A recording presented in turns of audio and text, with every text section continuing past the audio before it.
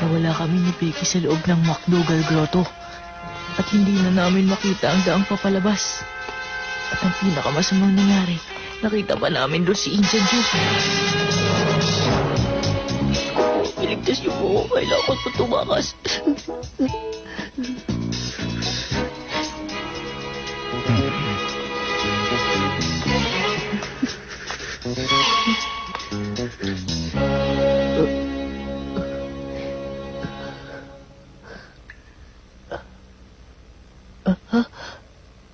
Salamat.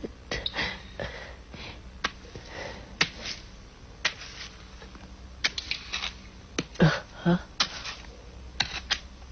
Ano kayang ingay yun? May ginagawa si Indian Joe. Kailangan makita ko kung ano. Ay, hindi. Papalikan ko na lang si Becky. Baka natatakot na siya mag-isa.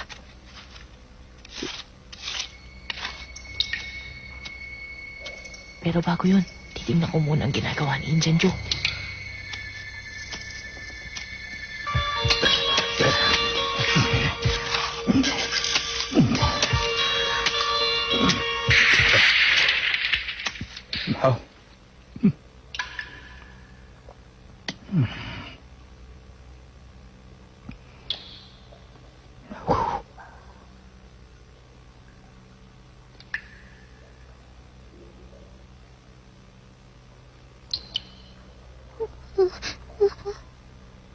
Tom?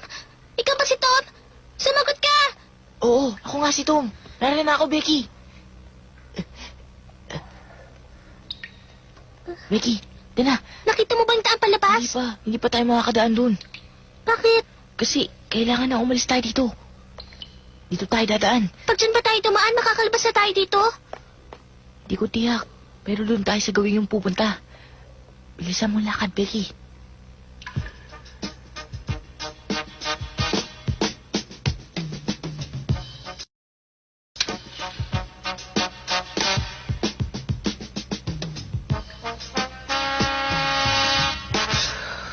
Sumagot kayo! Becky! Tom! Tom, bakit nila tinatawag kang pangalan ni Tom? Narito kaya si Tom? At bakit naman siya magpupunta rito? Ang anak kong makapasok dyan, huwag niyo akong pipigilan! Teka lang sandali. Hinahon po kayo. Ang happy po at ang 17 kasama niya ay naghahanap na sa kanila. Kaya wag po kayong mag-alala. Hinahon po kayo. Hindi! Hindi ko maaaring pabayaan ang paghanap kay Hepe na hindi niya madakip ang isang masamang tao. Ako ang maghanap! Bitiwan mo ako! Kung di ka tumigil Hinahon po kayo.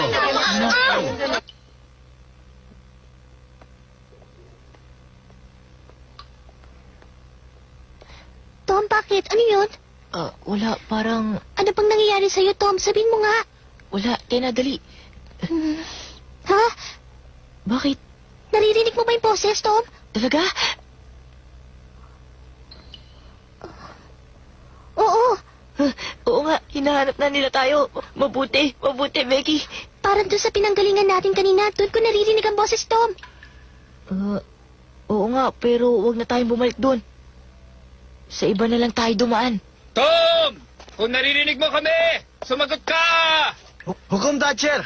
Liligid po kami sa banda rito kaya kailangan natin maghiwa-hiwalay ng pangkat. Kung ganon, kailangan mag-ingat ka, Hepe! Becky, sa tabing-tabi ka ng pader na bato maglakad. Bakit? Dahil sa may gawin yun, may malalim na bangin. Eh, may maliit namang ilog sa ibabati pa. Kahit na, pag may nahulog sa ilog, hindi nalulutang. Ha? Tinatawag na naman nila tayo. Ha? Natinig mo ba? Hindi ko marinig eh. Lumakad pa tayo.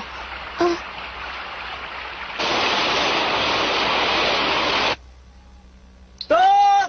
Nasaan ka? Sagutin mo ako! Walang mangyayari sa binabalak kong gawin dito. Kailangan umalis na muna ako. Dapat walang makakita sa akin. Becky! Anak! Nasaan ka? Abay, papalapit na sila ng papalapit. Kailangan magtago. Tom!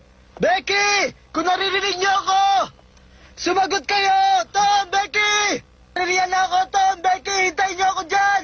Ipaalam mo doon sa mga tao nasa labas ng kuweba na tsak na nating buhay sina Tom at Becky. Sige na. Opo, sige po, Hepe. Sandali po, Hepe. Ano yun? Dalhin niyo na po itong baril ko. Baka may mangyari sa inyo. Hindi na, tama na to sa akin. Pero Hepe, Huwag ka nang mag-alala, basta't mag-ingat ka na lang sa dadaanan mo, baka maligaw ka pa. mag-ingat po kayo kay Indian Joe, Hepe. Tom! Becky! Sagutin niyo ako! Nasaan kayo? Nandito po kami! Kasama ko po si Becky! Andito po ako, kasama ko si Tom. Tom! Becky! Huwag kayong maalis dyan! Sumigaw lang kayo, tawag-tawagin niyo ako para malaman ko kung nasa kayo! Opo, Hepe!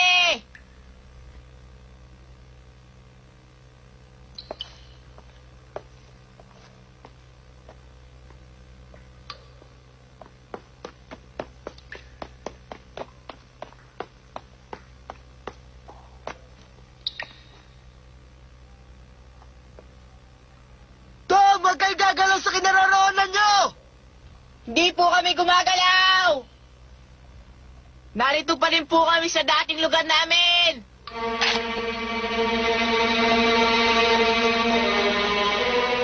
Becky, natutuwa ako. Boses nga ni Hepe yun. Oo, Tom, ligtas na tayo. Salamat. Maraming salamat. Alam mo, Becky, nung una pa lang alam ko na maililigtas nila tayo dito. Hmm? Talaga? Eh, nung nalaman mong naliligaw na tayo, mundi ka nang umiyak, di ba? Tinitignan kita eh. Umiyak ba ako? Hindi naman ah. Ako, umiyak ako nung naligaw tayo. Pero malapit ka na rin umiyak nun, nakita ko. Nangingilid na nga luha mo sa mata mo eh. Hindi ako naiyak ah. O sige, tama na nga yan. Nandito po kaming dalawa ni Tom. Tom, tignan mo, may ilaw oh. Oo nga, papalapit na si Hepe. Dito po, Hepe. Narito po kami ni Tom. Dito po.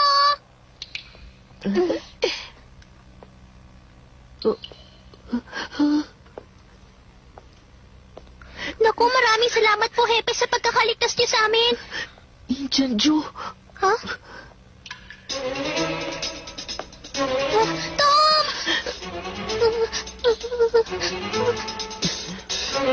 Huwag ka matakot, Becky. Huwag ka matakot. Hindi niya tayo aayahin. Kumusta ka na ngayon, Tom? Gusto ko talaga magkita tayo pero hindi sa pagkakataon ito. Matagal mo na akong pinapahamak, Tom. Malaki ang atraso niyong ginawa sa akin ni Hank.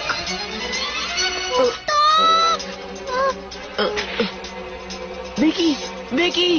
Kawawa ang kasama mo. Hinimatay yata sa takot sa akin. Papatayin niyo po ba ako? Ikaw papatayin ko. At bakit naman kailangan pa kitang patayin? Nagbibiro ka ba? Bakit ko papatayan ng isang batang walang kalaban-labang kagaya mo, Tom?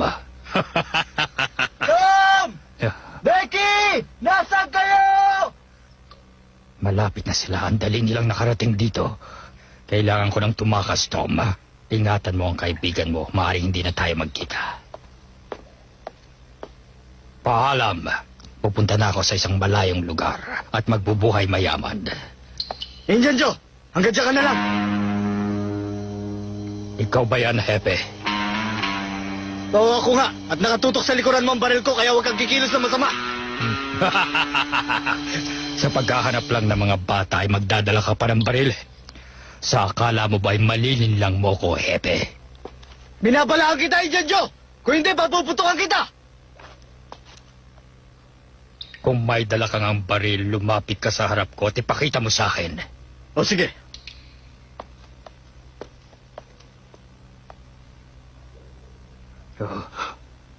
Narito. Kaya ngayon alam mo na hindi ako nagsisinungaling.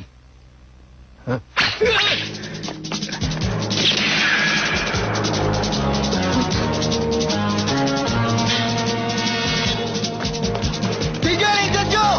Tigil!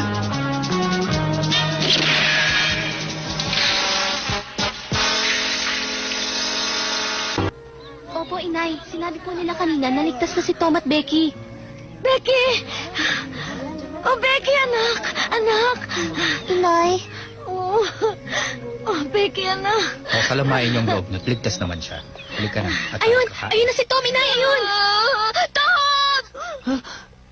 Hindi kita mapapatawad nitong ginawa mo! Inay! Ikaw na bata ka! Ikaw na bata ka! Nag-alala kami sa'yo. Nasugatan ka ba? Nasugatan ka? Hindi po. Talaga, hindi ka nasaktan. Tingnan ko nga. Hindi po ako nasaktan. Nagugutom po ako. Ay. Makikita mong bata ka pagdating sa bahay. Makikita mo. Inay, tama na po. Mga kasama, huwag na po kayo mag-alala. Nailigtas na namin sina Tom at Becky. Oo, ang galing. At meron pa akong nais ng paalam. Si Injan Joe po ay patay na. Dahil sa kanyang pagtakas, naghabulan po kami at nahulog ho siya doon sa may malalim na bangin sa loob ng groto. At mga kaibigan, magmula po ngayon ay wala na tayong dapat nakatakutan. Mabuhay po ako! Mabuhay po ako!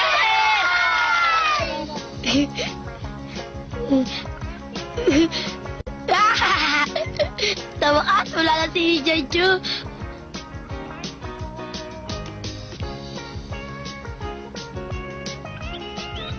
Gumagaling nga si Tom sa kanyang pagkagulat, hindi ba, Sid? Oo, simula nung mailigtas sila sa grotto, nagkasakit siya. Nanaginip siya ng masama buong gabi at ng umaga, nagkalagnat siya. Bumaba na ang lagnat niya, di ba? Nakakatayo na siya. Nasaan na siya? Napunta yata kina Becky. Becky na naman. Ano ba ang kailangan mo sa kanya? Huwag mo nang alamin yung Sid, bata ka pa. Lagi na lang akong di kasali!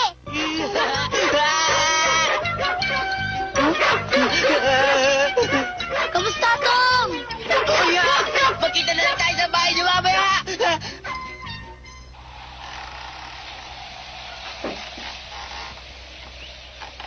Talaga bang walang ginawang masama sa'yo si Indian Joe, Tom? Wala nga. Nung oras nga na yun, nakahanda na ako mabaril.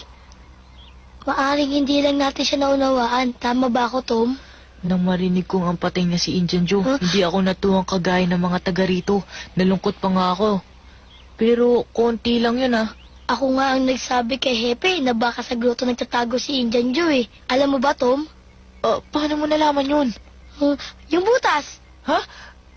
Hindi ba sinabi ni Indian Joe sa kasama niya na itatago niya ang gintong pera sa isang butas? Sinabi mo ba kay Hepe ang tungkol sa ginto?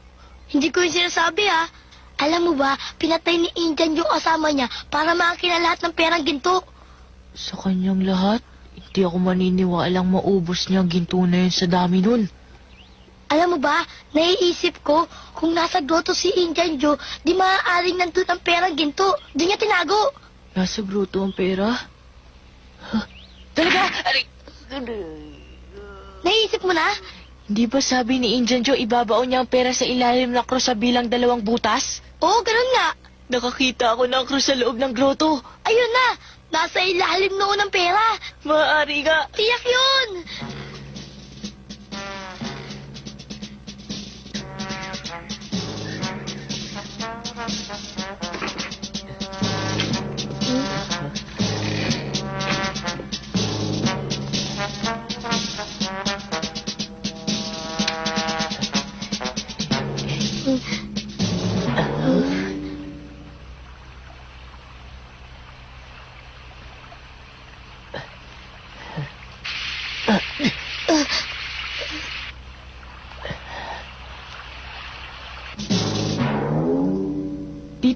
Dito ang lugar na sabihin ni Becky na hindi niya na kaya lumakad pa. Kung ganun, dito mo rin nakita si Indian Joe. Hawak namin ni Becky ang magkabilang dulo ng sinulid. Tapos iniwan ko siya dito. Oh, maghanap na tayo.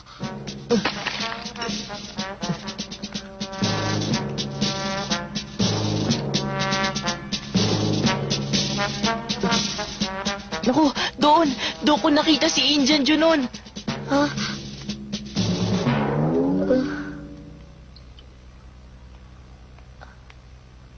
Wala nang dadaanan eh. Bakit? Ano yun, Tom? Wala, di ba, Hak? Tayo lang nga nandito. Oo, tayo ng dalawa. Ano bang ibig mo sabihin, Tom? Hak, sa pagkakatayo ko dito ngayon, parang nararamdaman kong buhay pa si Indian Joe at narito siya sa paligid. Ha? Ano ka ba? Patay na si Jeju at si Hepe pa nagsabi. Oo nga, yun na ang sabi niya. Pag naiisip ko nung magkita kami dito, parang nararamdaman kong nagkita kami sa sulok na yun. Ha? Huwag natin siya pag-usapan, Tom. Pagkatingin ko sa butas, nakita ko si Indian Joe na nakaupo sa likuran mo. Nandyan siya, Hak. Tingnan mo, isang kruso. Oo nga, tama. Oo nga, tama. May sinabi siya tungkol sa krus na to. Tignan mo ang kulay ng lupa. Iba sa nakapaligid na lupa, parang hinukay. Ano sa tingin mo, Tom, di ba?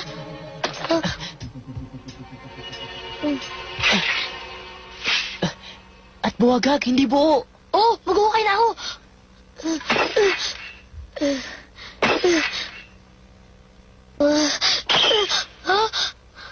Tom, parang may tinamaan na matigas na bagay.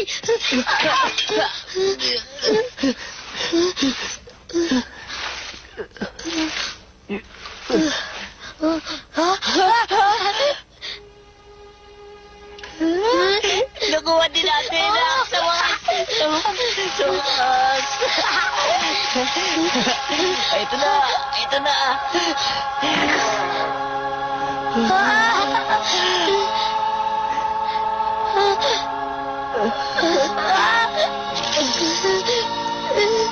Tom, magkikitam. Mga tunay na gintupera to Gintupera. Oo, tunay kang ginto to. Tunay ka. Kaya na tayo. Baka kapagpagawa ka na ng malaking bahay. Maaari ka na rin bumili malaking steamship.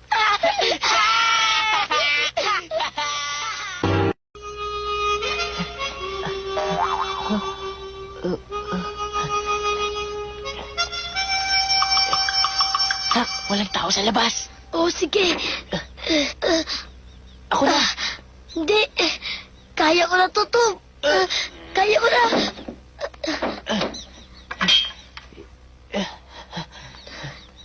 Ang bigat nito. Aray. Hak, salitan tayo sa pagbubuhat niya na.